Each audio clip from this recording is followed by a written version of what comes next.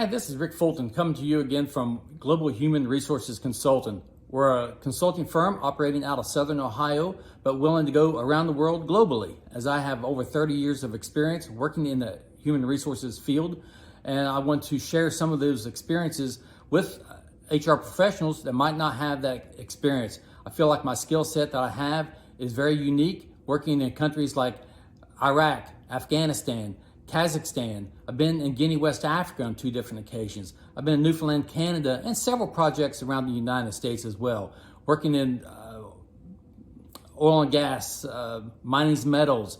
Been in also projects working for the Department of Defense or Department of Energy on nuclear power plants, and also work in Afghanistan and Iraq. That was DOD.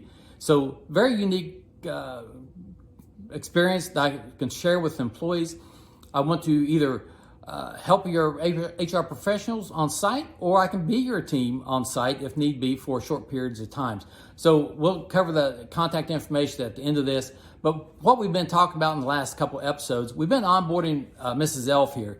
She's a new employee that we just recruited and she accepted with us. Obviously, it looks like she's had seasonal work in the past, but now she's working more. She was looking for something more stable that keeps her busy year round. She's got a great smile on her face, a great attitude, but she's still excited and a lot of anxious feeling inside. So you need to give her a warm, fuzzy feeling about the company she's going to work for. So you need to be well organized in this process. So I wanted to break out orientation out from onboarding. It's part of onboarding. But orientation is very, very important, and I wanted to just dedicate one whole episode just on the orientation piece of it, and make sure that your program is covering all these steps. Some of them, they get very lengthy. I've been in orientation, sometimes it takes weeks. So you want to make sure you're covering the important steps at a high level too, maybe a 10,000 foot level. You don't want to go into the details of the work. So you let your department managers cover those things. But we're going to cover the highlights that they need to know from day one. First of all, you want to talk about we open it up with housekeeping tips. Well, let's back up a little bit. First of all, you want to see who's your presenter. Make sure your presenter is very well spoken. Make sure that they are very engaging, they're entertaining, that they make this presentation their own. That way, it just makes it more interesting, because some people cannot hold their attention very long. So you want to make sure it's nothing worse than having someone stand there and just read straight from a PowerPoint presentation or a script in their hands. It's extremely boring. So you want to make sure that you do not do that. So make sure you have the right person to do this. So let's cover the housekeeping. You want to make sure they know how long the duration of this presentation is. They need to know when the break times are going to be, what they expect, and also where's the bathrooms. Mrs. Elf has no idea even where the bathrooms are at, so cover those right off the top on the housekeeping duties. It's always a good idea to have someone from senior management, if available, to come in and do a welcome statement to the new employees. That way they know that the senior managements are supportive of this program. They can cover what has the company done, what is the future of the company, what is the projections of the company. That way, Mrs. Elf knows that she's going to a stable company, that there's a future there that she can be part of, and just keep that excitement going, keep that smile on that face. Also, it's a good idea to open each meeting with a safety topic. The safety topic can be anything so the presenter should have something available with them. It just keeps the employees, let them know that safety is a very important aspect of the company. And then everyone is part of the safety program, so everyone should come into the meeting with a safety topic on their brain. If not, then again, the presenter should have something readily available. Culture is a very important piece of what's the culture of the company, and also what is the culture around the project or the business that you're operating in. I was going to use several of my projects have been in Muslim countries. And give you an example, I was having lunch with a colleague of mine, and he's a younger colleague. A lot of times they'll sit down, they'll tuck a foot up underneath their butt, and they'll sit on that, and exposes the bottom of their feet. Well, the manager came over to our table, and he said, "Hey, you need to put your foot down. It's very offensive to people in this restaurant here." So we did not know that, and that was just a lesson learned that we both had as well. So know what the culture is in your company, and then even in the U.S., there's several areas around here that has different cultures, expectations. So make sure you understand that and relay that to their employee. Key personnel, they need to know who to go to deal with any issues. They need to know the point of contacts. Who's the benefits administrators? Who's the payroll people? Who's finance people? Those type of things over and above the department managers. But they also need to know who's running the ship. Who is the top levels as well, so they know how to interact and so forth. So those things should be covered also. Who's the chief people in the company? Pay periods. What's a pay week? What day is the pay being processed?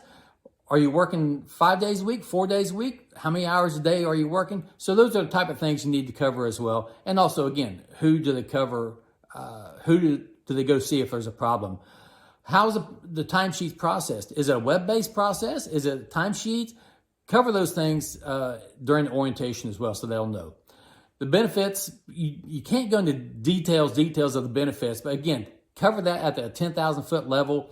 Then have a prepared package that they can take home with them, that they can discuss with their family members, because there's several different options that they can choose in most cases, and you want to make sure that they choose the right things that fits their needs as well. But also give them a timeline of when they need to come back. You cannot have them come back, normally it's 30 days, but if 6 months down the road they turn your document in, generally they're outside the window of acceptance. So you don't want something to happen to them in that 6 month time frame, and they're not covered under benefits. So again, fall back on the fault of HR if they don't have that information in place.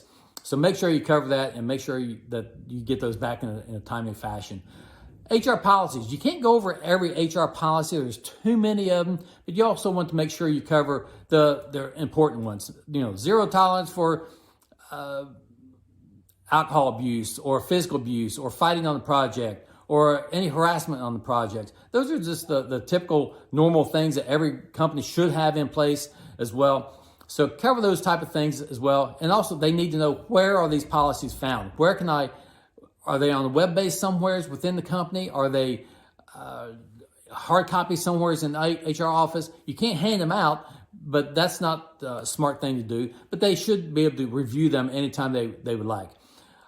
Security. Security might be part of this presentation as well. If you're a large project, they need to know how their personal property is secured.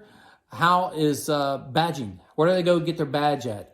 How is the badging process? What does it give them access to, and so forth? Safety. Safety might want to come in and do a presentation as well. On some of the larger projects, they'll do that, and they need to know how they can report an unsafe practice on the project. So make sure that safety is aware of what's going on as well. So those are just some typical tips that you can have on your orientation process. We want Mrs. Elf to know that she's taken care of, that she's coming to a very stable company, and that everyone involved has her best interests at heart. So use some of these tips. It could be, again, make sure it's important information and not, I've had projects, again, quality will be part of the orientation. People will string it out for weeks and days. And to me, it should be just a few hours, a half a day at the most. But sometimes it's your company, depending on the size, there's a lot of dangers and things like that. It might be expanded to cover a lot more things. Again, this is Rick Fulton with Global Human Resources Consultant, LLC. I have my email is www.globalhrc.net. Should be listed at the top of this program as well. My email is rickeFulton@gmail.com. I look forward to hearing from you, and I'd love to work with your company and see if we can help you evolve. Thank you.